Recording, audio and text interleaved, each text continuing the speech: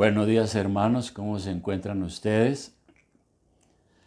Nuevamente aquí en nuestra cita virtual para este culto de adoración a nuestro Señor. Y qué bueno también poder abrir las Escrituras y exponer la palabra de Dios, lo cual para mí es un privilegio. Vamos a tener nuestra Biblia lista en el capítulo 2 de la segunda carta del apóstol Pablo a los Corintios. Es el punto a donde hemos llegado hoy, el versículo, y vamos a continuar. En cualquier iglesia es posible que de vez en cuando surjan conflictos. Ante eso a veces, pues tristemente hay algunos que se alegran, los que poco aman la iglesia. Pero los que aman la iglesia se entristecen cuando hay esos conflictos. Algo parecido estaba sucediendo en la iglesia en Corinto.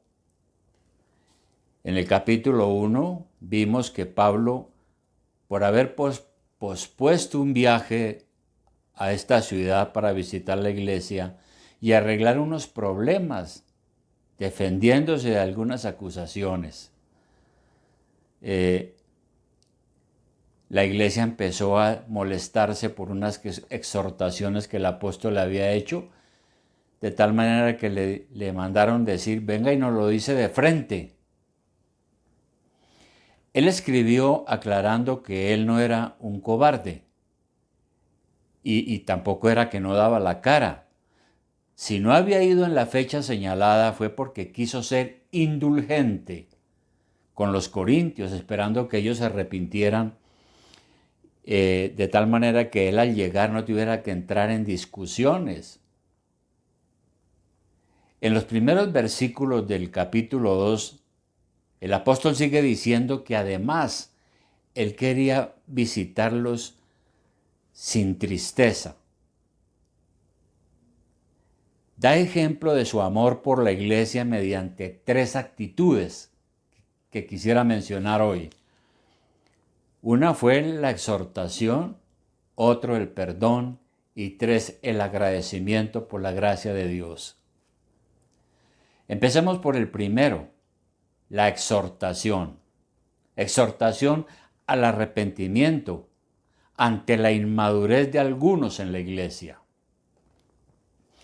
Así que leamos entonces acá, 2 Corintios 2:1 dice, esto pues determiné para conmigo, no ir otra vez a vosotros con tristeza. Porque si yo os contristo, ¿quién será luego el que me alegre sino aquel a quien yo contristé? Y esto mismo os escribí para que cuando llegue no tenga tristeza de parte de aquellos de quienes me debiera gozar, confiando en vosotros todos que mi gozo es el de todos vosotros. Porque por la mucha tribulación y angustia del corazón os escribí con muchas lágrimas, no para que fueseis contristados, sino para que supieseis cuán grande es el amor que os tengo. Recordemos nuevamente que la iglesia en Corinto era una iglesia conflictiva. Pablo tuvo que decirles que ellos se estaban comportando como carnales, es decir, como inconversos. Y esto ofendió a algunos. Ahora, Pablo dijo eso porque la iglesia había caído en algunos pecados, tales como las divisiones, exageraciones con los dones, la fornicación, la idolatría y otros. Y él no tenía reparos para exhortar a quienes no se manejaban bien. Así que al llegar a Corinto, si él llegaba a encontrar que algunos estaban empecinados en sus propios puntos de vista, esto no lo habría alegrado, sino que lo hubiera obligado a ser directo con ellos, lo cual a su vez habría contristado a algunos y también habría generado en él profunda tristeza. Él esperaba que la iglesia fuera unida, madura, espiritual. Por tanto, triste sería el que no pudiera gozarse con ellos en su visita. No hay situación más dolorosa que cuando la iglesia se contrista, bien sea por el pecado de algún miembro o por la desavenencia entre algunos o por la actitud divisionista de otros. Hemos tenido esas tristes experiencias aquí. Cuando nos reunimos se percibe un ambiente hostil, falto de paz y de gozo del Señor cuando hay esos conflictos. Los cantos de alabanza suenan fríos y sin vida. Y tristemente la paz se pierde cuando algunos tienen que salir excluyéndose a sí mismos por no arrepentirse. Cuando él escribió su primera carta, que ya la vimos, lo hizo muy atribulado y angustiado por las cosas que había oído. Su intención al hacerles ver sus inconsistencias no era tanto contristarlos, sino exhortarlos para bien. Ahora, la palabra exhortar, el concepto griego original tiene varios significados. Significa consolar, amonestar, advertir, aconsejar. En otras palabras, significa acercarse uno a una persona para hacerle un llamado con el fin de advertirle sobre algo o consolarla también. Es otro elemento de la exhortación. Y no es nada fácil hacerle un llamado a alguien sobre cierta situación pecaminosa, porque en la exhortación uno debe tener mucha sinceridad y querer de corazón el bien de la otra persona. Por tanto, ellos debían ver en la preocupación del apóstol un genuino interés por el bienestar de sus almas. Y eso era la mayor demostración del amor que él tenía por ellos. El amor de Pablo entonces se mostró en esto, en su exhortación, con el fin de que ellos se corrigieran. Era lo único que buscaba, no estaba buscando ofender a nadie. En segundo lugar, el perdón. Seguimos leyendo aquí en 2 Corintios capítulo 2, ahora del versículo 5 hasta el 10, dice: pero si alguno me ha causado tristeza, no me la ha causado a mí solo, sino en cierto modo, por no exagerar, a todos vosotros. Le basta a tal persona esta reprensión hecha por muchos.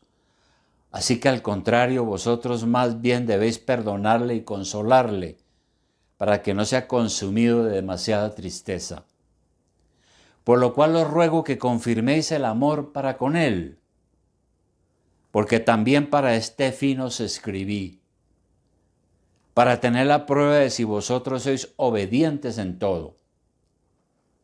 Y al que vosotros perdonáis, yo también, porque también yo lo que he perdonado, si algo he perdonado por vosotros, lo he hecho en presencia de Cristo, para que Satanás no gane ventaja alguna sobre nosotros, pues no ignoramos sus maquinaciones. Entre los pecados que habían causado tristeza a Pablo, había uno en particular, y era que un hombre, posiblemente un miembro de la iglesia, se estaba acostando con su madrastra, cometiendo fornicación. Y la fornicación indica un pecado en la relación sexual. Es una relación indebida, desordenada, inmoral, porque no está bajo los cánones matrimoniales. De manera que Pablo en su primera carta había exhortado a la iglesia. Y quisiera volver a mirar ese pasaje que está en 1 Corintios capítulo 5:1. En su primera carta les dice: de cierto se oye que hay entre vosotros fornicación, y tal fornicación cual ni aun se nombra entre los gentiles, tanto que alguno tiene la mujer de su padre. Y vosotros estáis envanecidos. ¿No debierais haberos lamentado, no debierais más bien haberos lamentado para que fuese quitado de en medio de vosotros el que cometió tal acción? Ciertamente yo, como ausente en cuerpo, pero presente en espíritu, yo como presente he juzgado al que tal cosa ha hecho. En el nombre de nuestro Señor Jesucristo, reunidos vosotros y mi espíritu con el poder de nuestro Señor Jesucristo. El tal sea entregado a Satanás para destrucción de la carne, a fin de que el espíritu sea salvo en el día del Señor Jesús. Esa fue la exhortación de Pablo para ese pecado allí en la iglesia en su primera carta.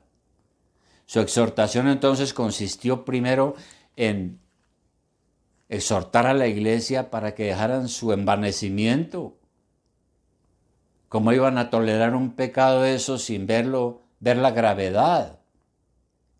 En segundo lugar, su falta de ejercer la disciplina entre sus miembros. El apóstol les dijo que este hombre era un fornicario y que era un peligro para la iglesia. No debían juntarse con él hasta que él no se arrepintiera de ese pecado. Y si no lo hacía, debía ser expulsado de la iglesia. Parece que dicho hombre más adelante se dio cuenta de su pecado y pidió perdón a la iglesia. Por lo tanto, Pablo lo perdona y aconseja a la iglesia a perdonarlo también. No sea que este hombre, habiéndose arrepentido, pudiera entrar en un estado de depresión perjudicial para sí mismo, como ya lo leímos.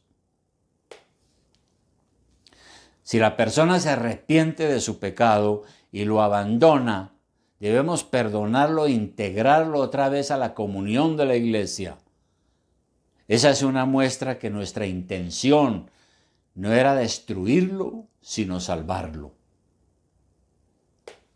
Felizmente, y a pesar de la tristeza, el asunto había tenido un desenlace feliz.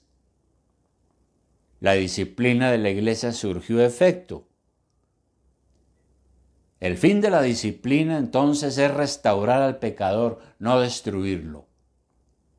El Señor enseñó una parábola sobre la oveja perdida que también es muy importante para este tema. En Lucas capítulo 15, versículo 1.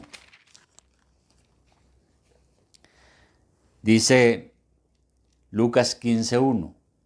Se acercaban a Jesús todos los publicanos y pecadores para oírle. Y los fariseos y los escribas murmuraban diciendo, este a los pecadores recibe y con ellos come. Entonces él les refirió esta parábola diciendo, ¿qué hombre de vosotros teniendo 100 ovejas, si pierde una de ellas, no deja las 99 en el desierto y va tras la que se perdió hasta encontrarla? Y cuando la encuentra, la pone sobre sus hombros gozoso. Y al llegar a casa reúne a sus amigos y vecinos diciéndoles, gozaos conmigo, porque he encontrado mi oveja que se había perdido. Os digo que así habrá más gozo en el cielo por un pecador que se arrepiente que por 99 justos que no necesitan de arrepentimiento. Asimismo, Santiago, en el capítulo 5, nos dice otro consejo para este asunto que estamos tratando. Santiago 5, versículo 19 dice, hermanos, si alguno de entre vosotros se ha extraviado de la verdad y alguno le hace volver, sepa que el que haga volver al pecador del error de su camino, salvará de muerte un alma y cubrirá multitud de pecados. Así las cosas, tenemos que madurar en este asunto de la disciplina. La disciplina es uno de los procedimientos más dolorosos y difíciles en una iglesia. Pero si no lo hacemos, entonces pecamos, porque eso es alcahuetear el pecado. Hay que usar de sabiduría, desde luego, para saber el momento de hablar y el momento de guardar silencio. Así que debemos preguntarnos, cuando exhortamos y disciplinamos a alguien, ¿qué buscamos? ¿Su restauración o su destrucción? Claro, todo depende también de la actitud de la persona, porque si no oye la exhortación y no se arrepiente, pues cava su propia tumba. Y felizmente entonces la iglesia aplicó la disciplina y este hombre fornicario se arrepintió. Y Satanás fue derrotado, como leímos en el versículo 11. Esa fue la mejor manera de actuar. La persona se arrepiente, el miembro de la iglesia se arrepiente, la iglesia lo perdona. Y eso equivale a no darle ventaja a Satanás, como dice Pablo, para que no se aproveche de nosotros. Lo que sucede es que en muchos conflictos en la iglesia hay conflictos que se desbordan, pero ahí está Satanás aprovechando para dañar la iglesia. Satanás es muy astuto y utiliza cualquier desavenencia o malentendido para sembrar la discordia y la división entre hermanos. Aprovecha cualquier error que se cometa para destruir la iglesia. Él dice, para que el diablo no gane ventaja, porque no ignoramos sus maquinaciones. Sus planes son perversos y los ejecuta en secreto. Por tanto, debemos tener cuidado para que no nos haga daño. No hay que darle lugar, porque él se mete por cualquier grieta. Y luego el apóstol entonces da agradecimientos al Señor por el triunfo de la gracia. El apóstol reconoce que es Dios quien nos da la victoria. Este triunfo se manifiesta de manera práctica en la respuesta que los hombres dan al mensaje del Evangelio. ¿Y qué dice aquí el apóstol en el versículo 14? Mas a Dios gracias, el cual nos lleva siempre en triunfo en Cristo Jesús, y por medio de nosotros manifiesta en todo lugar el olor de su conocimiento. Porque para Dios somos grato olor de Cristo en los que se salvan y en los que se pierden. A estos ciertamente olor de muerte para muerte y a aquellos olor de vida para vida. Entonces, Pablo está diciendo que para unos somos grato olor.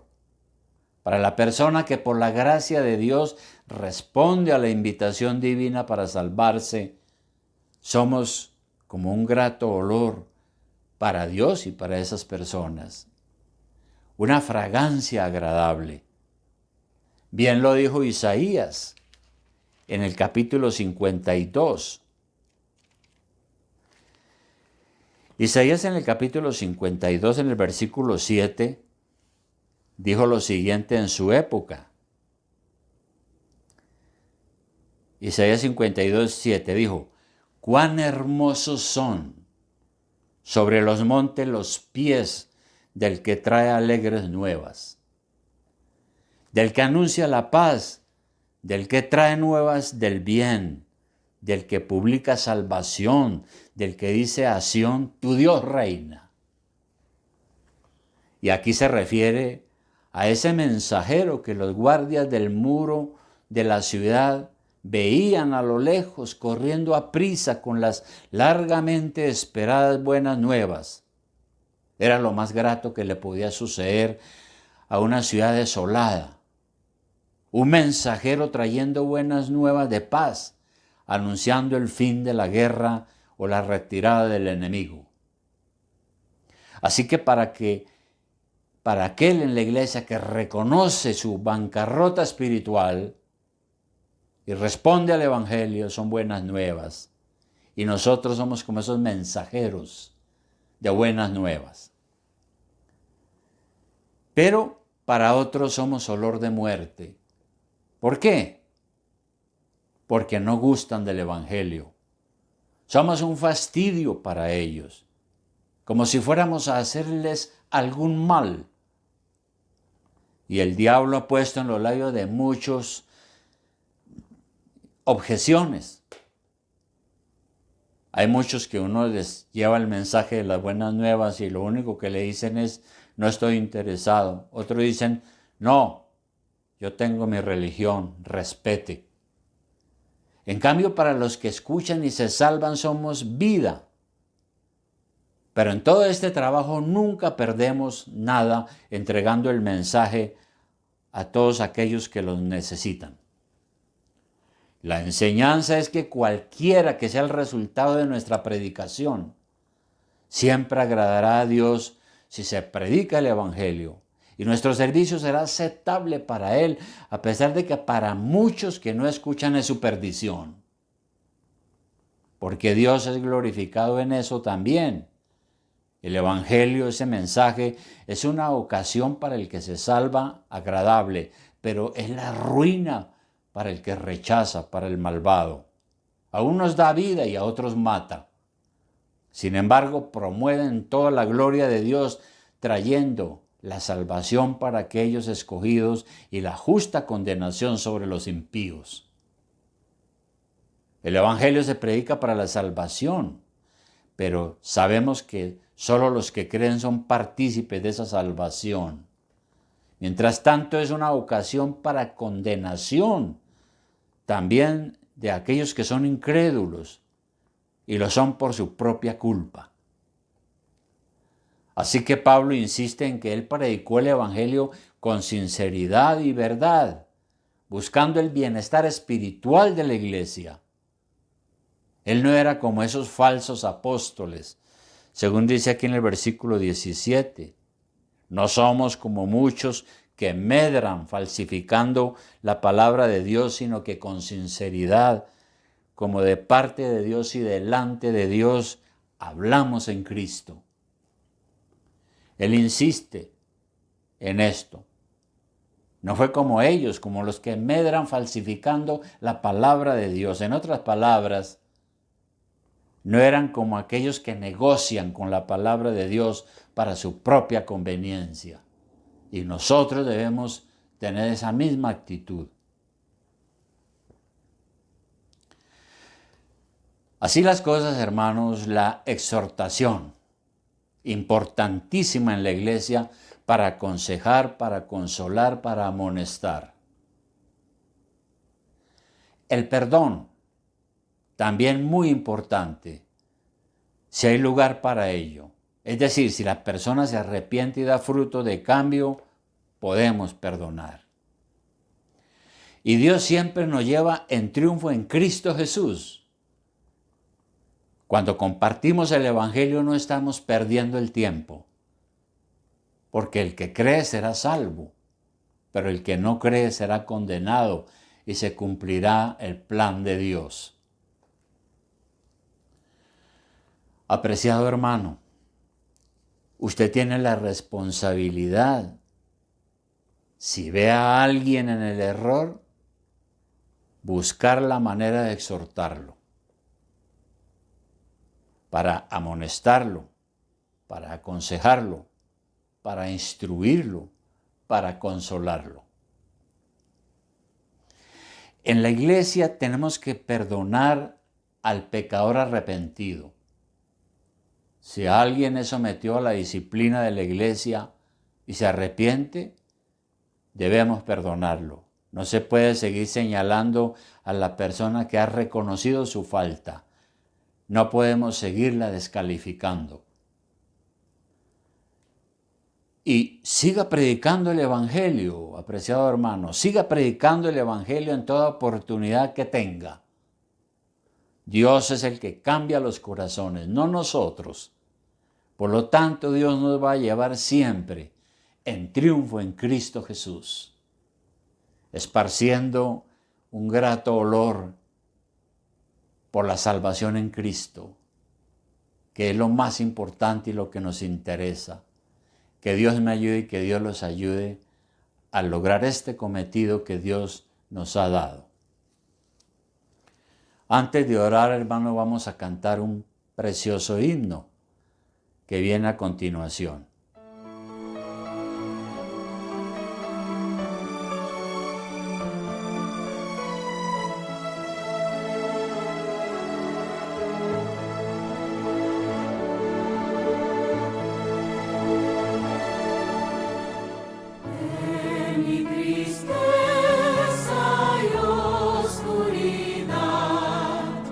Vengo Jesús,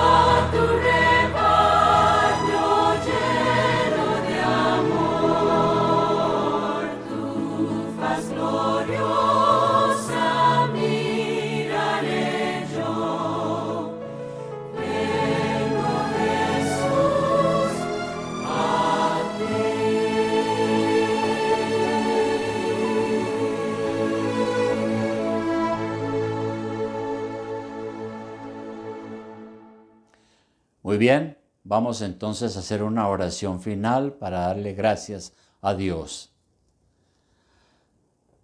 Amado Padre Celestial, muchas gracias, nuestro Señor eterno, porque cada vez que leemos estos escritos inspirados por el Espíritu Santo, hay lecciones importantes para nosotros hoy, que somos la Iglesia de Jesucristo.